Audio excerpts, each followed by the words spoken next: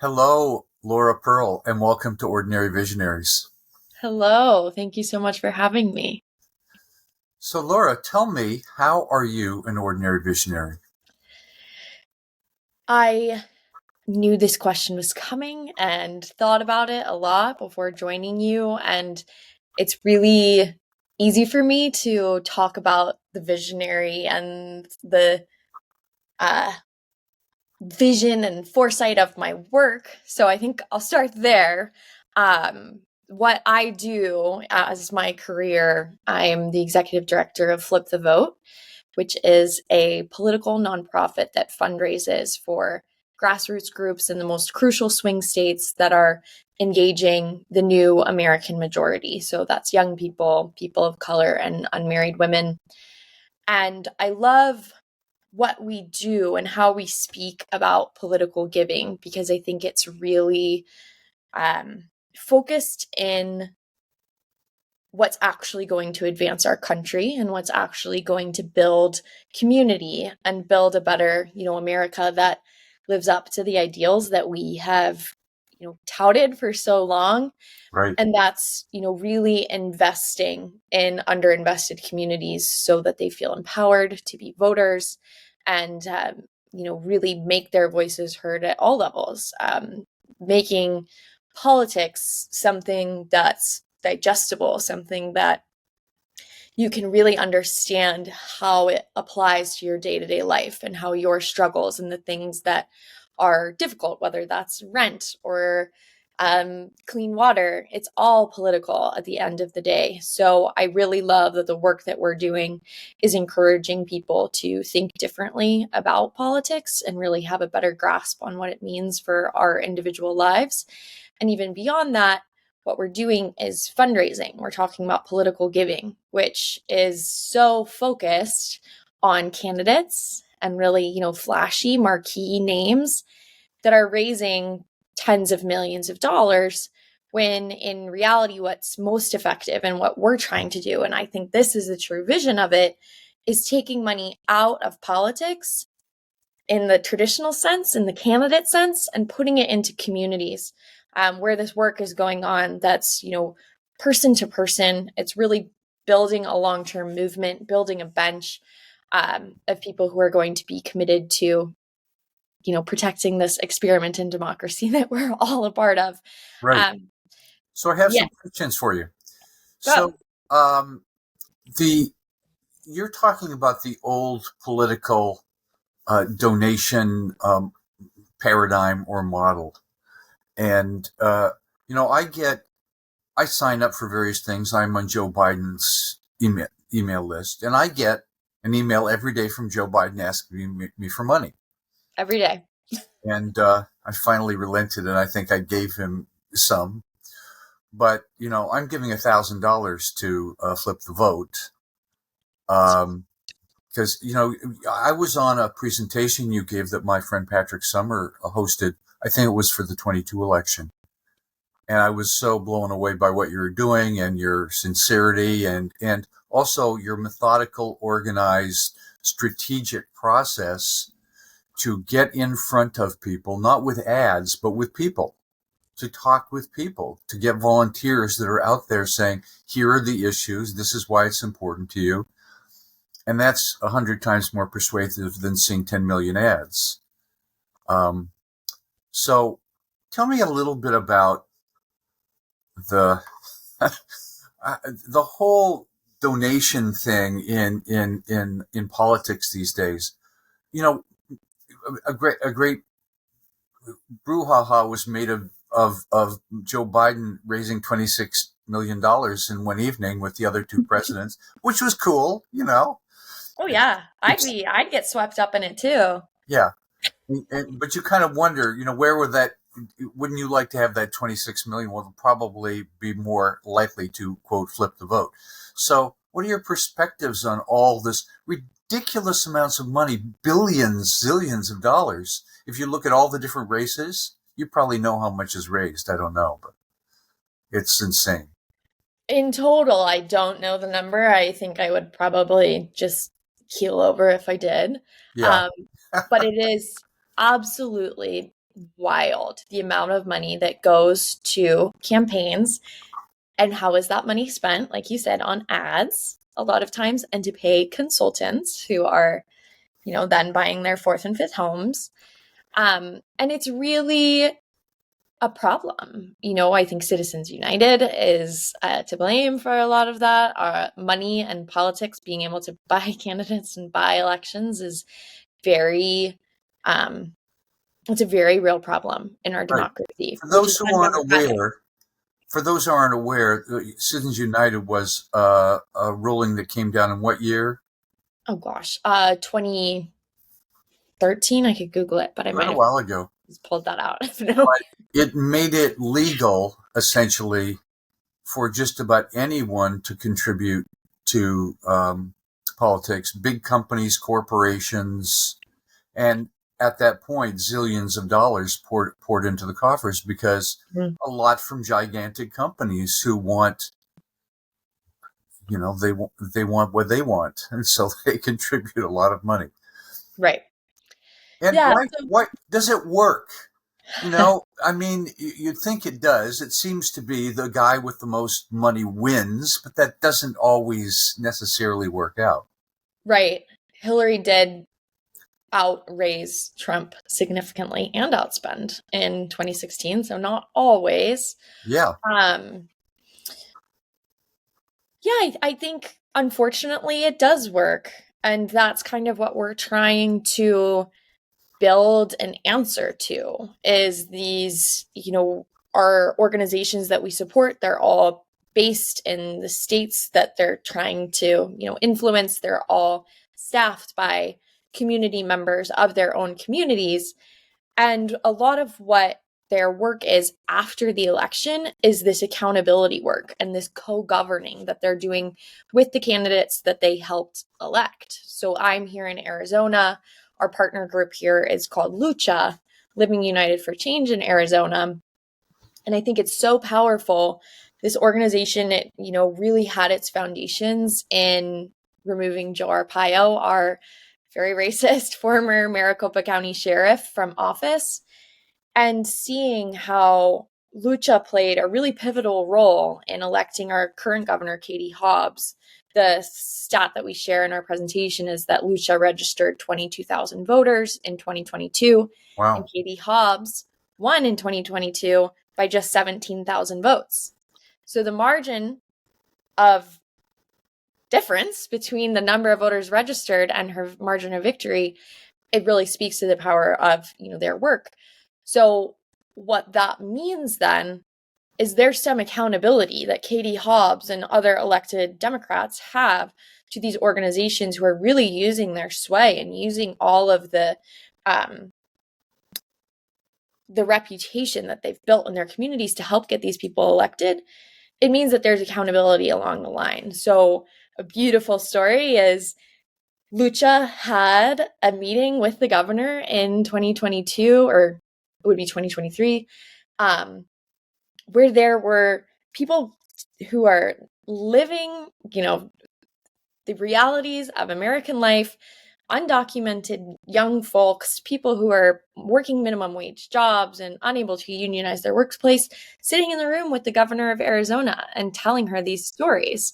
And so I think that's really the model that we should be, focusing on, is how we as everyday Americans can really elevate our voices and elevate the voices of people who have been traditionally overlooked or marginalized in our political system, to the point where elected officials have to be accountable to them because they're doing the work. They're the ones who are getting out voters. So I think it's a really hopeful way of thinking about combating money in politics, is by organizing it away.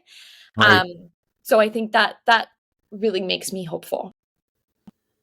So you just told me before we came on that you were 26 years old, and I'm 72. So it's Don't look a day over 50. yeah. Well, thank you. It's the filters. Uh, You're great. but I've been interested in politics since forever. I'm from Canada. I grew up in the Pierre Trudeau era.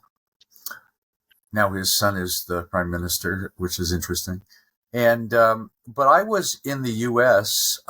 During the Watergate hearings, and I watched them on TV. I watched the hearings on TV, and that sort of galvanized my interest in politics, and I've been interested in it ever since. And then I moved to the U.S. and I finally became a U.S. citizen. My wife insisted, "You've got to vote for Obama, so become a citizen." I said, "Okay, fine, it's time." But I'm Good more for interested in one. your story. I mean, how did you get interested in this? What are some of the sort of steps or turning points in your career? I mean, you're the main person that runs Flip the Vote. You're the only paid staff member, right? We have 1.5 now. We Oh, have good a for you. part-time staff person, yes. So I'm not the only. I'm one of 1.5. And you have a lot of volunteers that are working with you. Yes, amazing volunteer board. And so you're a little powerhouse. You've raised several $1 million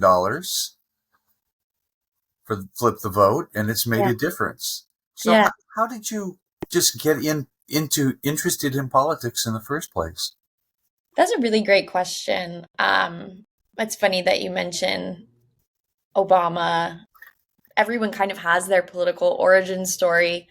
I've always been interested in politics, especially being from Arizona. It's, really a hotbed. We have a lot going on. SB 1070, which was the Show Me Your Papers bill, which was, very clear racial profiling that was enforced by Joe Arpaio, who I have said his name twice today, and I'd rather never say it. So that's not great.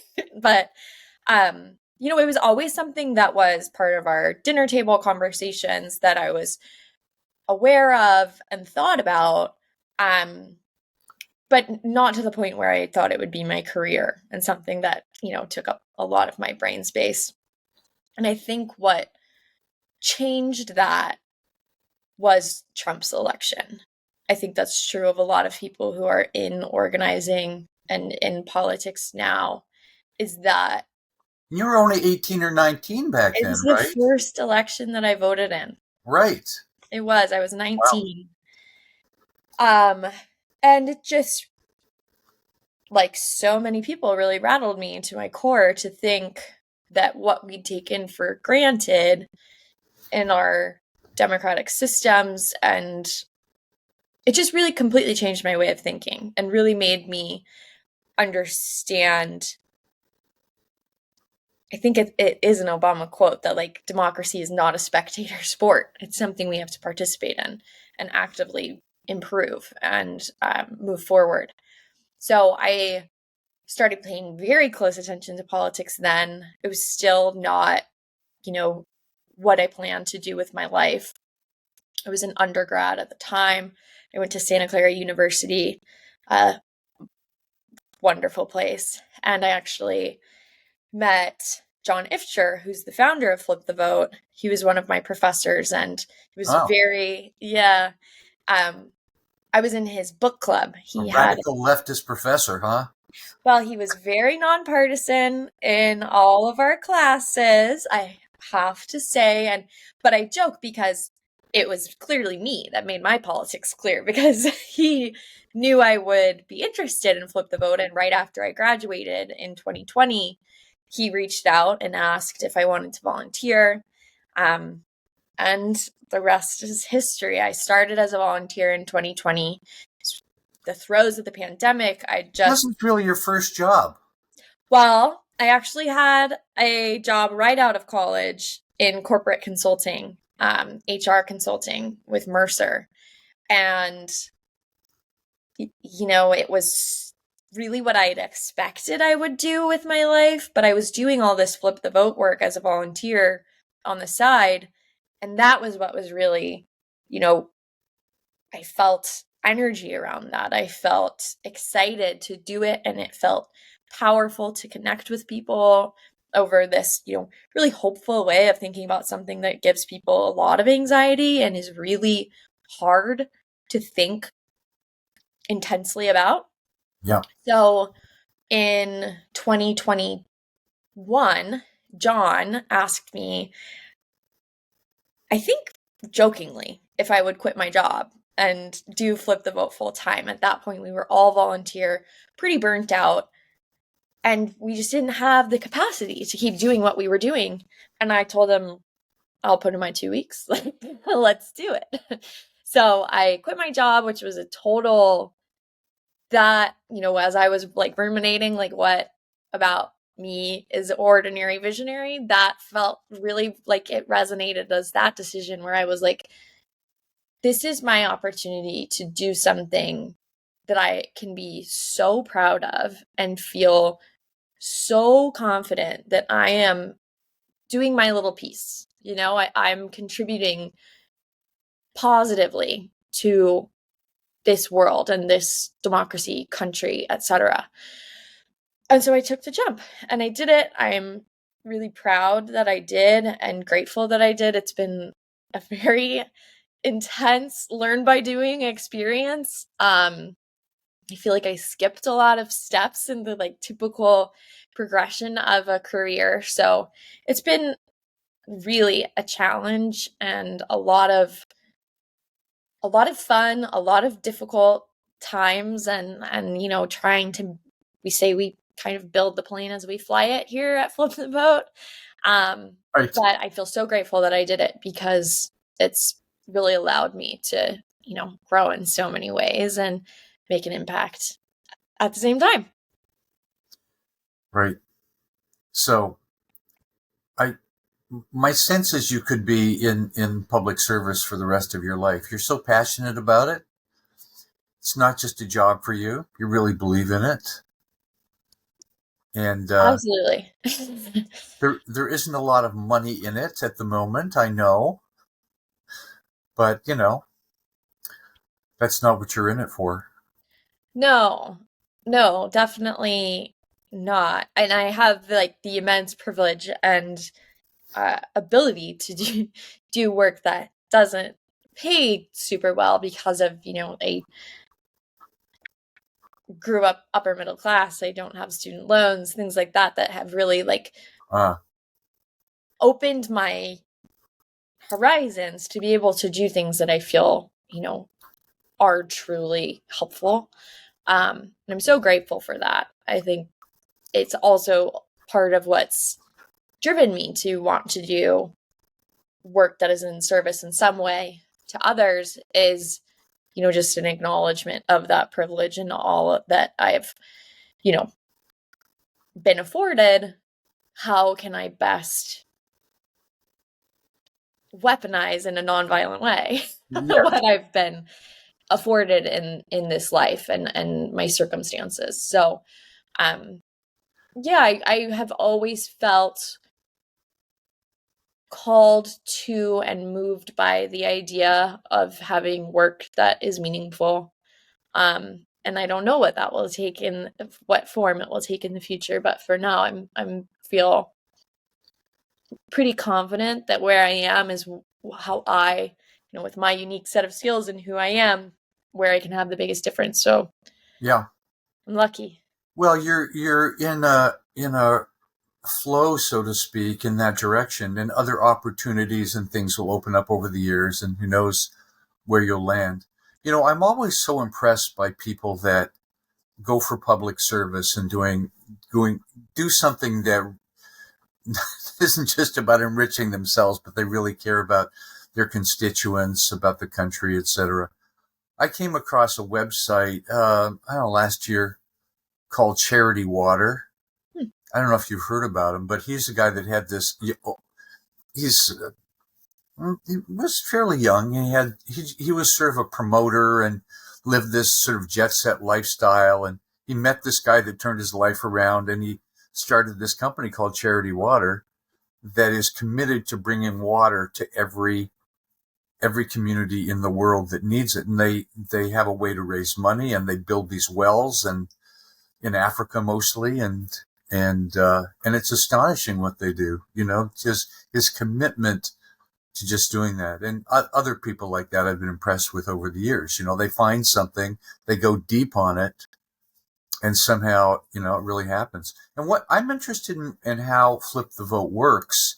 because essentially you're a fundraising organization. Mhm. You raise funds, but you do it very differently. So tell us a bit about what your process is and how you came up with that process and why that process makes a difference and how it resulted in me interviewing you. Yeah.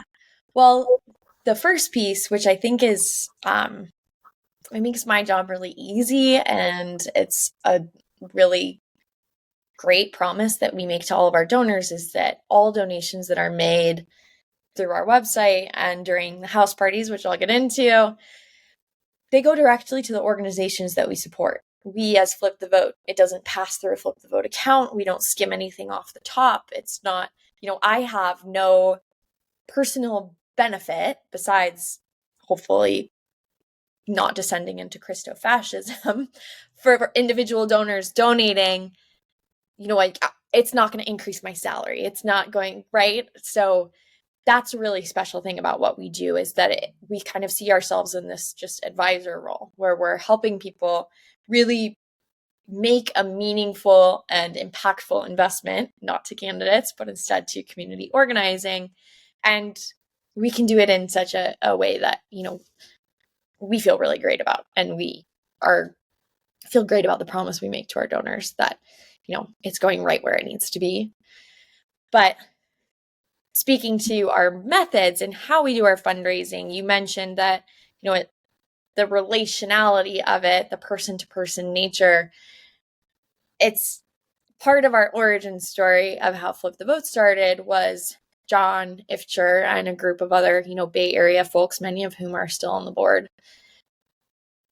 wanted to have the greatest impact that they could with, knowing how traumatized and terrified they were in the early Trump years.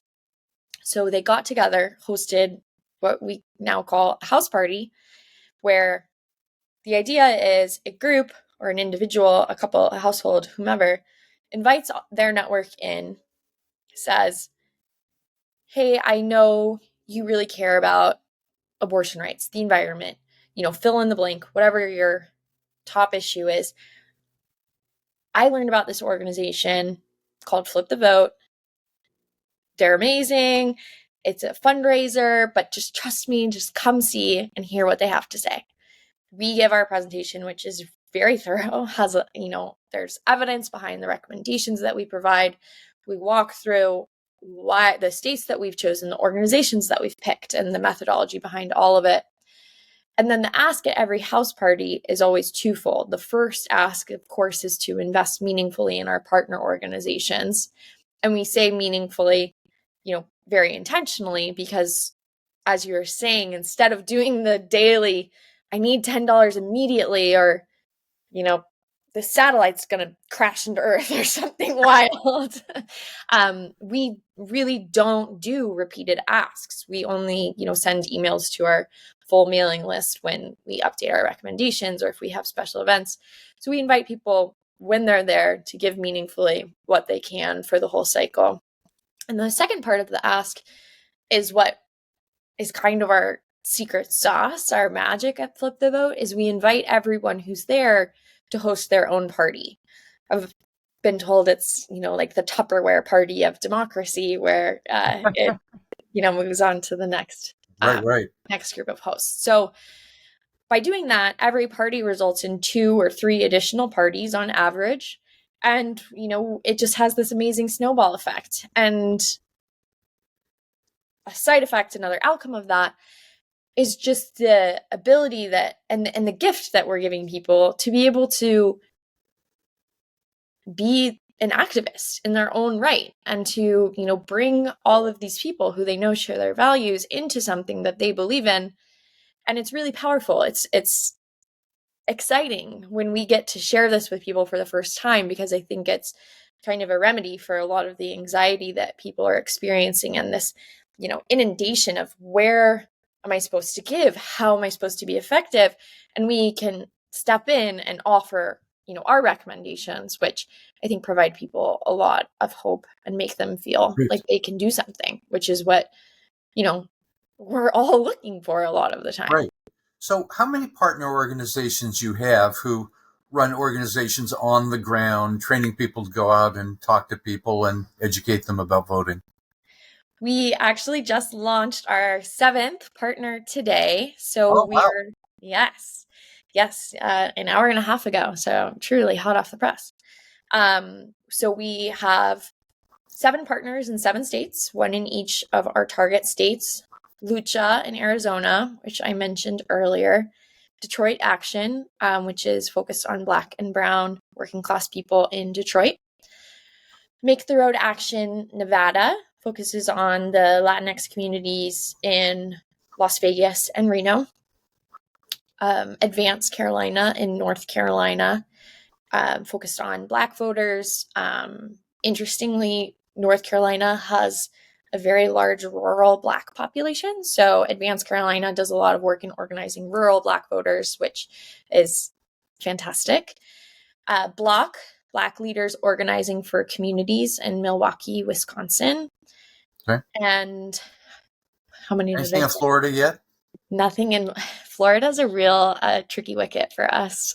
We have lots of conversations, but I'm trying to make sure I hit all of them: Arizona, Michigan, Nevada, North Carolina, Pennsylvania, 1 PA, Wisconsin. in Philly and Pittsburgh. Wisconsin is Block. And then our partner that we just announced this morning is a new partner. All of these organizations that I just listed, we've been partnering with since 2020, but we just launched Black Male Initiative Georgia. And we're Black male? Black Male Initiative, M-A-L-E. MALE, Oh, not like paper snail mail, like men.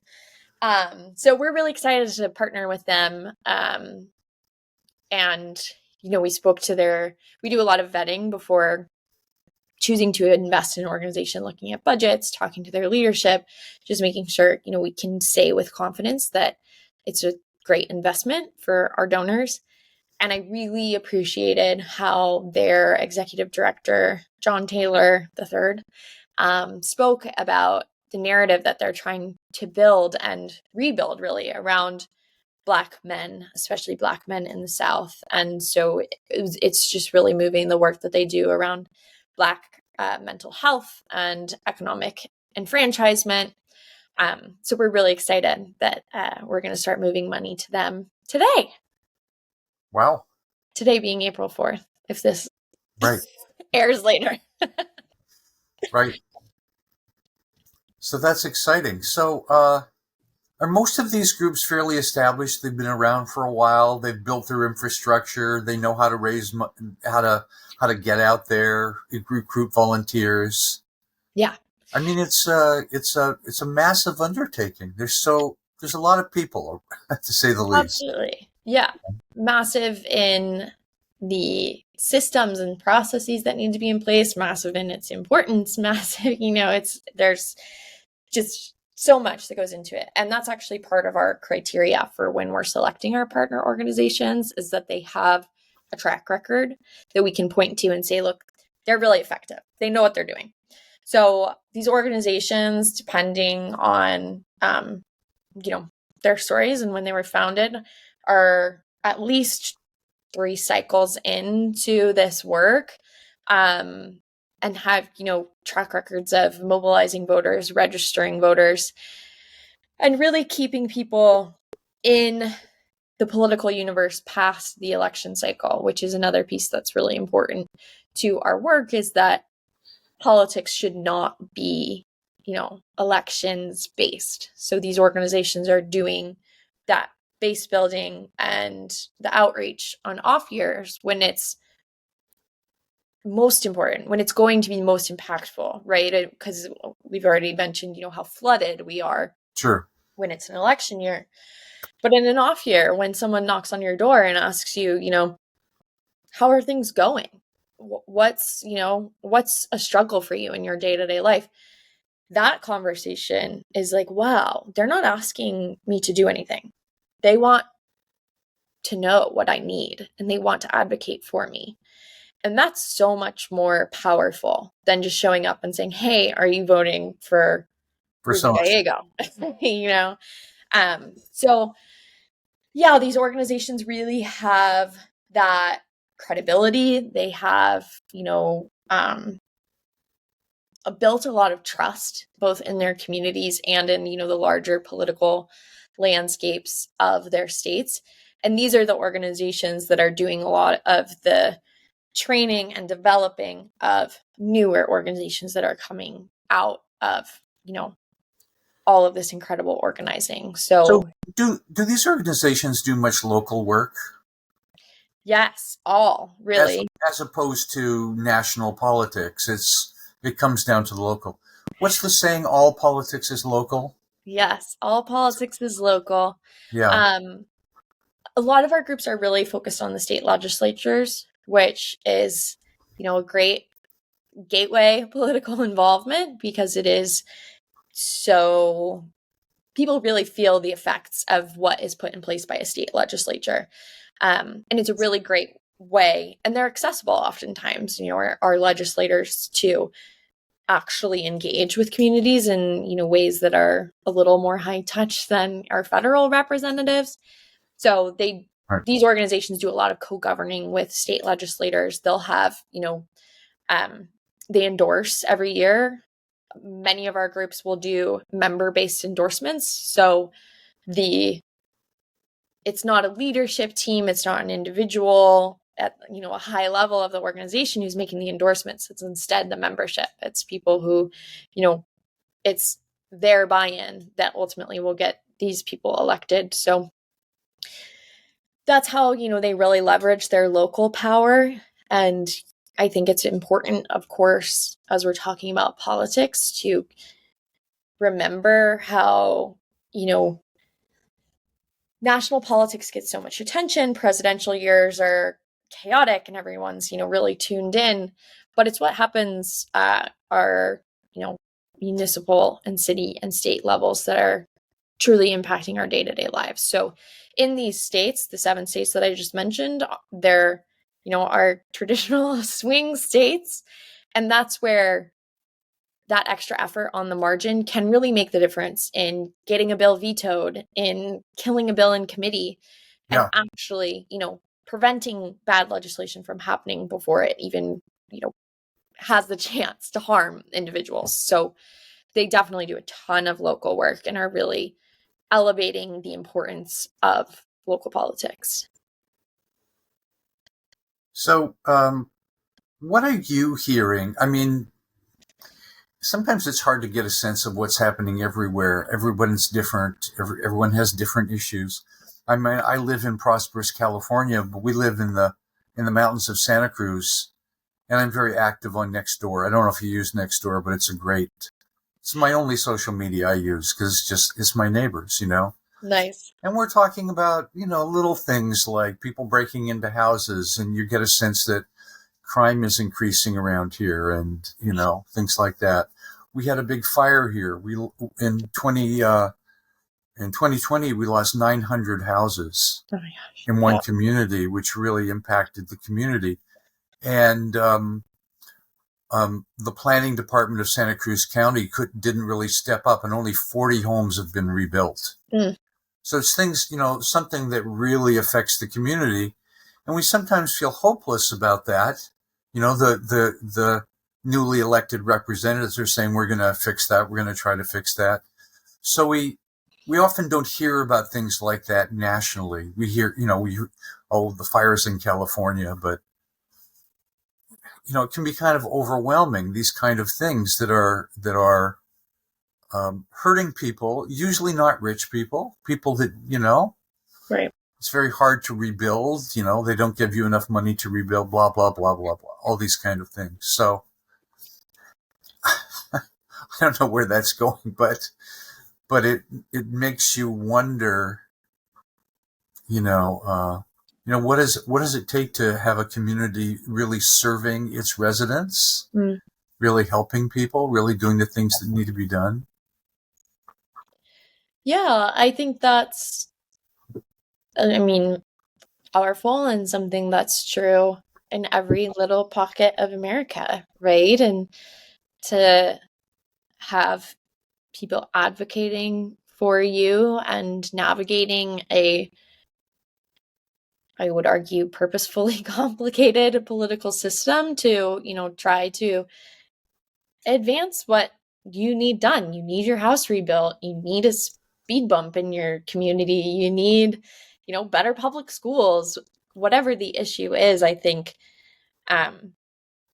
it's easy and tempting to fall into this like government does nothing.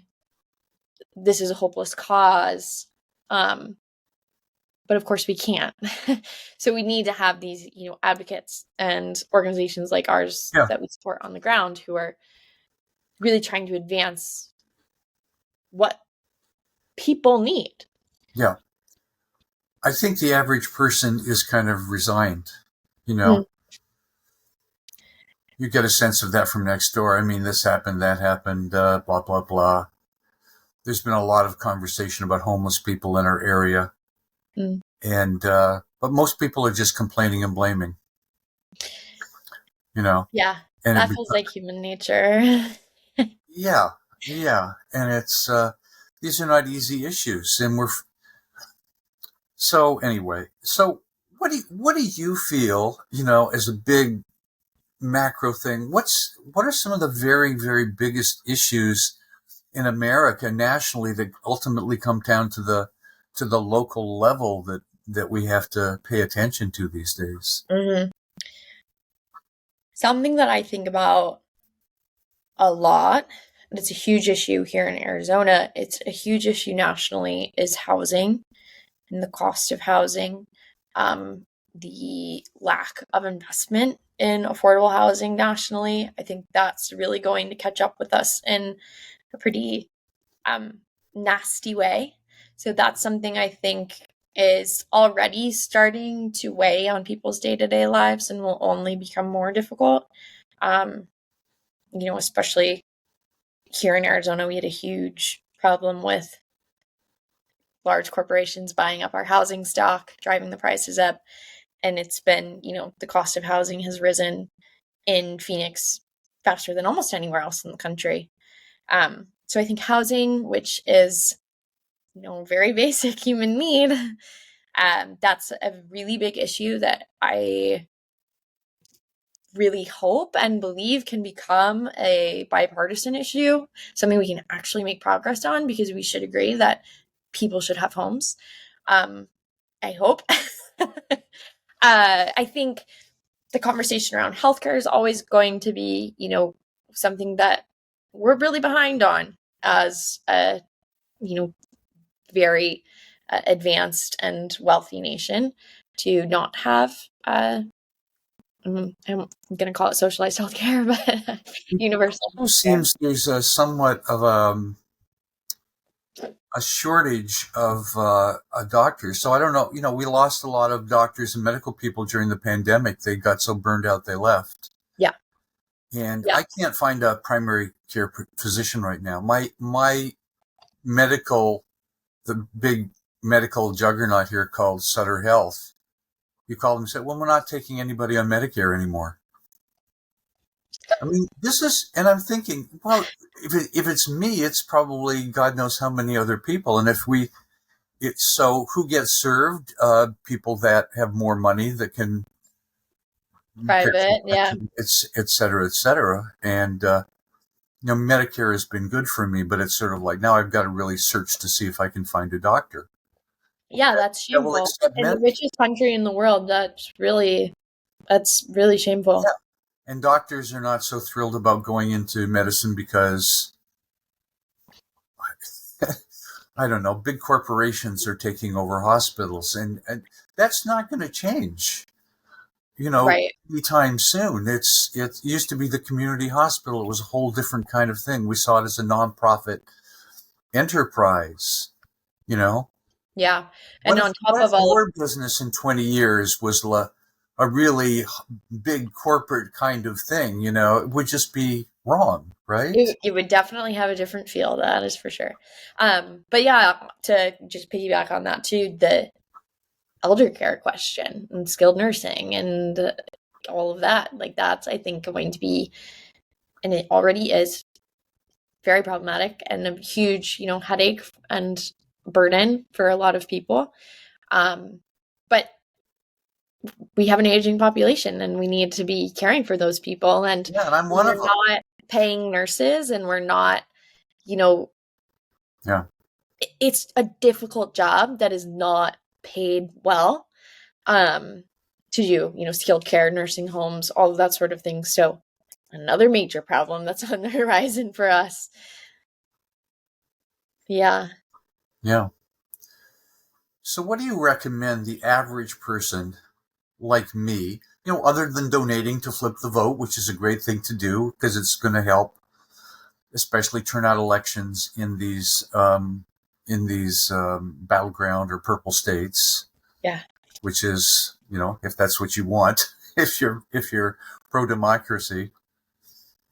But the everyday person like me, like all the people in this community, what have you seen? I get that you're very inspired by these organizations that you're helping. I mean, they came together, they met, it's not an easy thing to put together an organization that produces results, especially one that's not profit. Mm, yeah, definitely. I think, of course, I have to say, and I do believe hosting a house party with Flip the Vote for the average everyday person who's worried about these things, incredibly impactful thing you can do. And we say, a donation is incredible and important and impactful, but to help us spread the word, to grow our community, to bring more people into this work, that's priceless, right? So Yeah.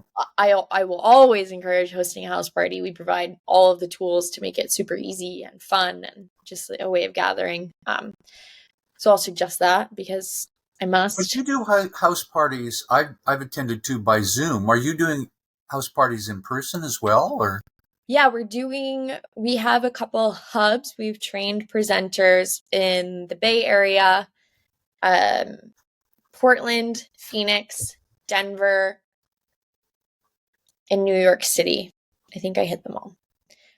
So we can do live parties in all of those places. And we're also doing hybrid parties, which are either we'll Zoom in your gatherings in person. So we'll be, floating head up on your screen and give our presentation and, answer questions and talk about what we're doing in the organizations that we support. So yeah, we have those three options. Zoom is incredible because you can get people together from all over the country. It's a lot of how we grew in 2020. We originally didn't intend to do Zoom parties. It was going to be all in person, but the pandemic obviously changed that plan very significantly. And it led to us having this national presence. We have donors in 47 states, hosts in, I think, 22 or 23. So it's a really powerful way to activate people and make a difference. So Yeah. I'm always encouraging people to host. And I think another thing that's more of a habit and more of a just a change in behavior is building the muscle and building the ability to talk about politics with people in our lives in a way that's accessible, warm, not condescending, and trying to really bring people along to help them understand and really resonating. I really understand and feel the disillusionment and can really grasp how people get there. And I think we all need to build that muscle of taking that feeling in with compassion and warmth and helping people kind of get there on their own. Yeah. Um, It can be challenging. so hard, so I hard. have a good friend who's has been indoctrinated by Fox News, and he, whenever I talk to him about politics, he gets quite um, exercised. Good word. So we have a deal now that we will not talk about politics. So because it just you have to know when it's not going to work. Some Yeah. people might be, well, I'm not sure about this, or I'm looking at Biden versus Trump, and what's the difference? Then you have an opening to have a conversation. hopefully. But Yeah, can I list the ways, right? it's they have very strong arguments on their side based on the information they get, that he believes that Biden has belonged to a crime family for 50 years. It's just like crazy. It's like, but if you hear the same message over and over and over again, despite not a heck of a lot of supporting evidence, but Oh my the gosh. friggin' laptop. Oh, the laptop, the emails. It's like Yeah. you're grasping at straws. Do you not feel that? Do you not sense that? Yeah, I think there is what I said before, definitely thinking more about the kind of like non-voter type who would probably vote for Democrats, given, a little bit of persuasion work. And you really have to protect your peace and you can't reason with some people, especially people who are really entrenched in that, information system of Fox or OAN or Newsmax. There's not persuasion to be done there. So I think that's kind of the caveat of the like having normal human conversations about politics is also saying, oop, I realize we are not really on the same planet. No, we're not going to find a place where we agree. So not wasting your Yeah. breath, wasting your energy, and totally decimating your peace to try to talk to someone who's Yeah. not going to be reasonable. But, I would also advocate that one can still remain friends with someone that's on the opposite side. You just don't go to that place. It's not the only thing in life. There are a lot of other things in life that are happening, and Yeah. so it might be a relative or something. I mean, but there's been a divide, since the Trump years that has never been like that before. I mean, Democrats and Republicans have been on different sides, but it hasn't been so antagonistic. It hasn't triggered so much anger, and it's I think it's taken on a yeah, moral implication since yeah, Trump. I think prior to Trump, the implications of Republican policies were had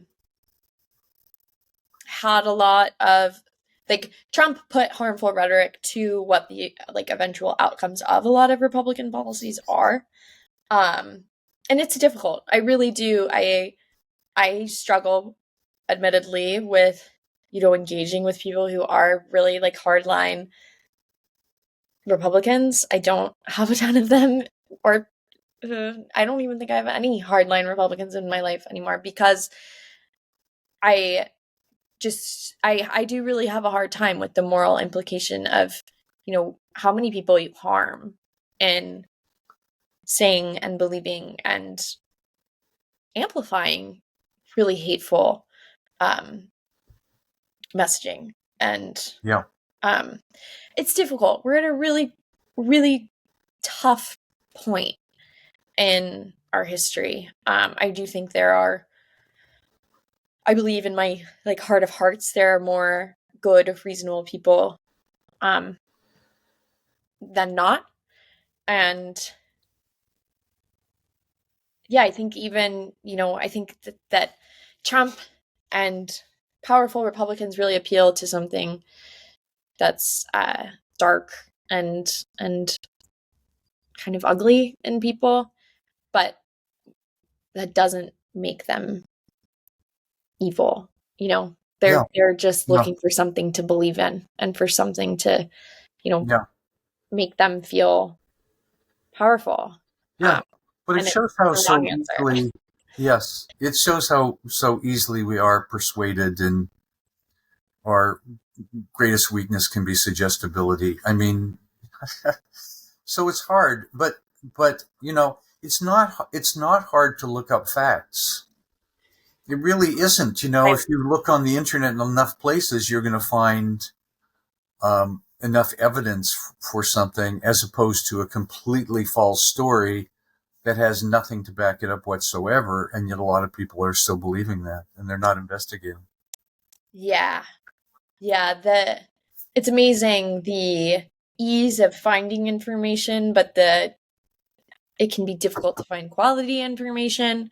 And when you've gotten in one of those like vortexes of misinformation, getting out seems impossible. like um so I that's another, like we were talking about, kind of the issues that are coming. I think our dissemination and how we get news and information, there needs to be some serious overhaul in how we're doing that, because it's really not conducive to a healthy society, the way that like the news system has become so fractured if people are consuming traditional news at all.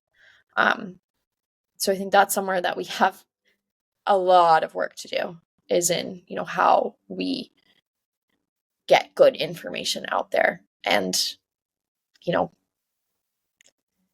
when the news is treated like a commodity and it's something to make money off of, that's difficult to make it quality and to make it um you know something that's solely doing its purpose instead of getting us all in a tizzy. But yeah. Well, Laura, I thank you for the work you're doing. I'm inspired by your work, and I see great things for you. Thank you. I know you're committed to making a real difference.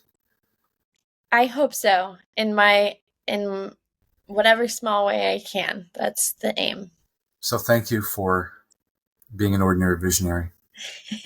Thank you for identifying me as an ordinary visionary. I appreciate it.